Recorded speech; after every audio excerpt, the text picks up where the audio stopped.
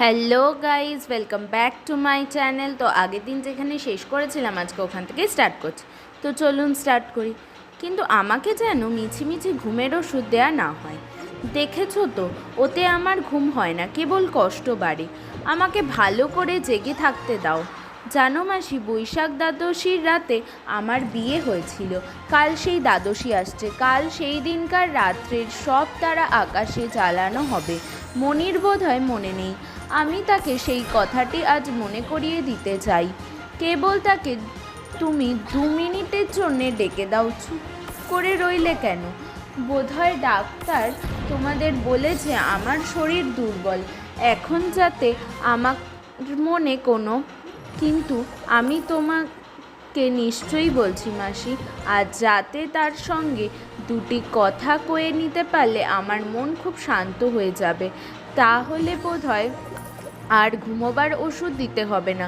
আমার মন তাকে কিছু বলতে চাচ্ছে বলেই এই 2 রাত্রি আমার ঘুম হয়নি। মাসি, তুমি অমন করে কাঁদছো কেন? আমি বেশ আছি। আমার মন আজ যেমন ভরে উঠেছে, আমার জীবনে এমন আর কখনোই হয়নি। সেই জন্য আমি মনিকে ডাকছি। মনে হচ্ছে আজ যেন আমার ভরা হৃদয়টি তার হাতে দিয়ে যেতে পারবো।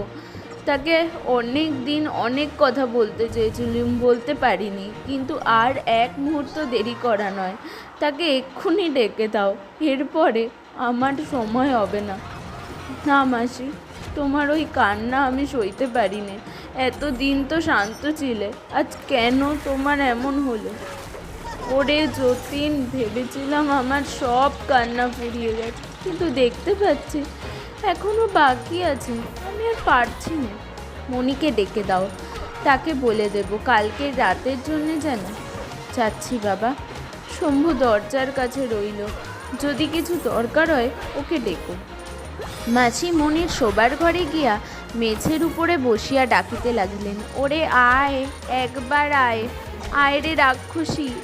যে তোকে তার সব দিয়েছে তার শেষ কথাটি রাখ। সে মরতে বসেছে, তাকে আর মারিস নে। যতীন পায়ের শব্দে চমকিয়া উঠিয়া কহিল, মনি? না, আমি শম্ভু।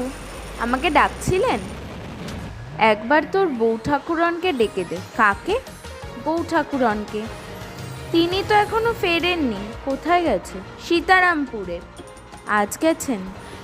না, আজ 3 দিন হলো গেছেন। ক্ষণকালের জন্য যতীনের সর্বাঙ্গ ঝিমঝিম করিয়া আসিল। সে